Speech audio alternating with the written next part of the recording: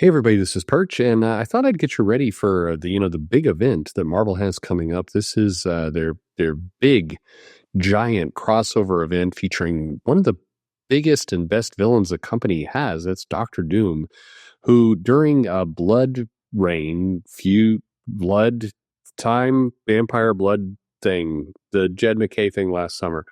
Anyway, Doctor Doom more or less got the Sorcerer's supreme power from Doctor Strange. Now, he wields it, which basically makes him the most powerful person in the entire Marvel universe. He could do anything. And with this power, what kind of evil will he wreak across the planet? Anyway, this comic is coming out here, in a few months, and it's going to. No, actually, it came out yesterday. It actually came out yesterday. This is One World Under Doom. It is Marvel's big giant ass crossover, 9 issues from the powerhouse team of Ryan North and RB Silva. Not to knock against him. I know several of you are big fans of the Fantastic Four run.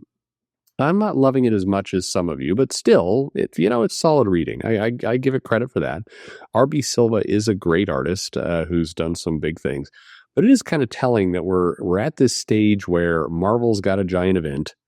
There is somewhere close to zero buzz about this. I was talking with somebody I respect a huge deal, more than he knows, and he's like, I thought Perch was just kind of being pessimistic again. And I was like, holy shit, this comic comes out tomorrow. And sure enough, One World Under Doom is out. If you go to Marvel.com, not only are they not really promoting this comic, I mean, that's not entirely true. They're promoting issue 4 of a comic on their main. There's not like a front page. Here's what's going on for Doom. I looked 2 days ago. Let's see if it's different. Nope. We're promoting the Fantastic Four First Steps trailer. We're reporting on Marvel Unlimited. And then we're promoting the Amadeus Cho 20th anniversary special, celebrates 2 wild decades of Marvel's super strong, super genius. Then a little bit about Captain America 4. Another thing about Captain America 4. Something about Harrison Ford and Captain America 4. Danny Ramirez on Joaquin Torres' Falcon. We've got Phoenix number 11. We got another thing about Captain America 4, and then we've got Black Cat and Iron Man's complicated relationship, an ad for the Marvel vs. Capcom fighting game, and then some new comics this week where they're promoting Captain America. And that's what we've got. They've even taken away the article about One World Under Doom 4, which is Doom versus Dormammu, whatever. How is this? How in the world is this how you promote a comic? I mean, this is pathetic. Anyway, I'm going to give you a little bit of promotion, which sadly is more promotion for Marvel's big crossover event featuring one of their top artists than Marvel is doing. So you're welcome, Marvel. The Perch Show has you covered. I'll take that royalty check. Anyway, let me quickly kind of walk through what happens in this issue. This is less of a review than a walkthrough because, I mean, why not? I mean, I could promote it. And bear in mind, I'm being sarcastic here, but I want to underline the fact that I have been pushing and still believe that strong villains and events that really promote truly unstoppable threats are a great idea, and I want to see them in comics. And I don't want to say excited for this event, but I was like, yeah, this is a good idea. This is a good idea, Marvel. Let's see what you can do with it. And what they did with it was not promote anything. And I'm sorry for beating a dead horse, but it just baffles the mind. Anyway, this comic opens with a screenshot of some shitty news. Somebody's got a little screenshot of 2020, I guess, all hail COVID, and some articles about how crappy things are. And so as we get into it, we basically jump immediately into Doctor Doom, who's giving a press conference talking about how he's above money, he's above everything else. Doom will save you. He's laying out his new world order, which basically says that all the world leaders have submitted to his will willingly, and that he's nothing is really going to change. You're going to have the same thing: no death squads, no people running for their lives, no doombot shenanigans. But there are two changes, and the first is no war. War is outlawed, and the second is universal health care and education for everyone. And this is what he's doing for the country. So everybody's kind of watching on like, and they're like that red green costume color combination looks like a robot Santa Claus, but that's okay. And we immediately see what happens when people defy Doom's will as he takes out a general and some other people attempting a coup on Doctor Doom and just murders the shit out of them. Reinforces the fact that all the world leaders have gone around on this, and that's what's going on. So, free healthcare, free education, no war. Doom is going to take care of everyone. Doom is wisdom. Doom is power. Doom is prosperity. The heroes, meanwhile, gather at the Baxter building to say, "Well, this sucks. How do we take care of this?" And we get the collection of superheroes, which includes, the former Sorcerer Supreme, Doctor Strange, Captain America, the Avengers, Spider-Man, the Fantastic Four. For some reason, we've also got Squirrel Girl and Nancy here, along with Brain Drain. Why? Why do we have Nancy Whitehead? I mean, why not? Why not indeed? So anyway, the heroes are like, well, it's got to be a trick. We got to stop this. And then they're interrupted a little bit by Baron Zemo, who is leader of Hydra. And he's like, nah, screw this. Doom sucks. I'm going to attack him.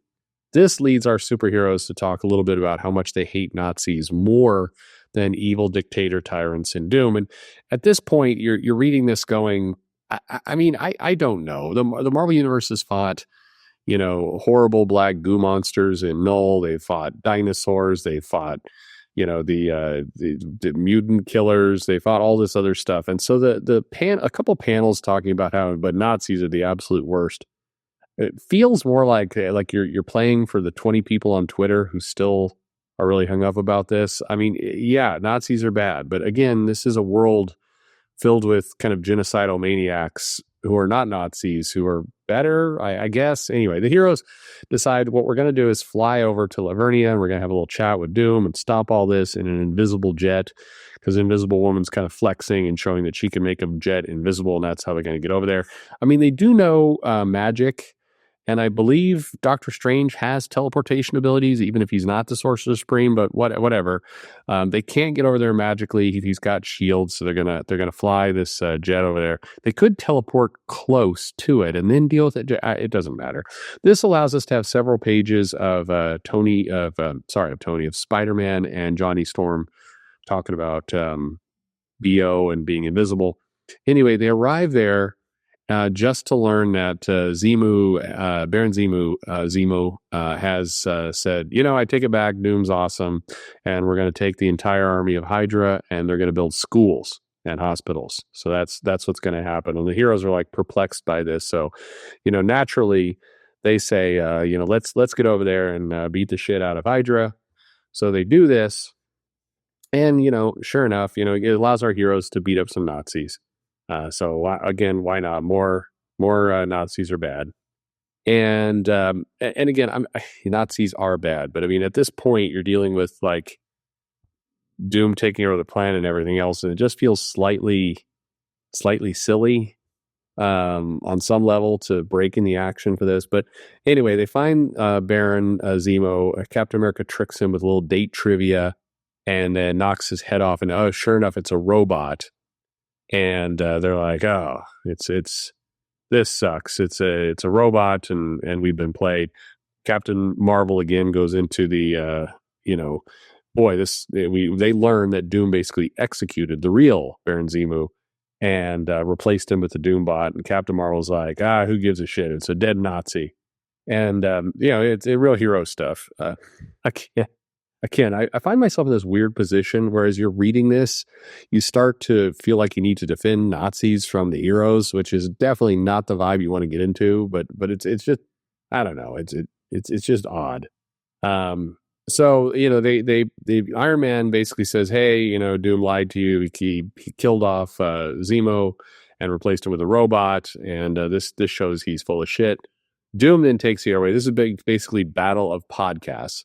Before Doom does this, Hydra is like, "Oh man, they lied to us. Quick, let's kill a bunch of innocent civilians and a mother with a baby." And this allows Doom to show up on a Doom Tyrannosaurus Rex and give his own podcast streaming event to the country, saying, hey, yeah, it's true, I killed Baron Zemo, I also killed the Red Skull, these guys were Nazis and racist, so fuck them. And and then he proceeds to kill off all Hydra, doing so in a way where he's somehow playing the heroes. Again, the TV is showing Doom just murdering people and saying, but these are bad men, but he's burning them to death. And the citizens are like, oh, that's cool. And the heroes are like, oh man, we played into his hands through this amazing double cross of revealing that he put a robot in place, but it wasn't an actual robot in place. Anyway, whatever. This logic is convoluted, but the comic ends with Doom saving a mom and her kid, and the mom basically reaching out for Doom, saying, "Oh, Doom can save us all. Thank goodness he saved me from the evil Hydra guy who was trying to murder me." And that's our comic. So, One World Under Doom, Chapter 1. Nice art from R.B. Silva. Plot that, from Ryan North. I don't know. It's not that it's bad. It's just overly simplistic, and you do look at this, and it's hard to feel like anyone is smart in this. It's like, oh, Doom played us by tricking us with a robot and then getting us to defeat the robot and then doing a podcast about it and then saying, yeah, I knew you were going to do that, but fuck the Nazis. I mean, okay, we're off to a great start. So we've got 9 issues here. Per Marvel, this is Marvel, not me, a load and ton of crossovers. Okay, that's a plus. And we'll see where this goes from here. So, all right, I'll see you back again for in February for One World Under Doom #2, where Doom works over the Thing, I guess. But hey, there you go. This review sucks, but once again, it's more than what Marvel did. You're welcome. Thanks for listening.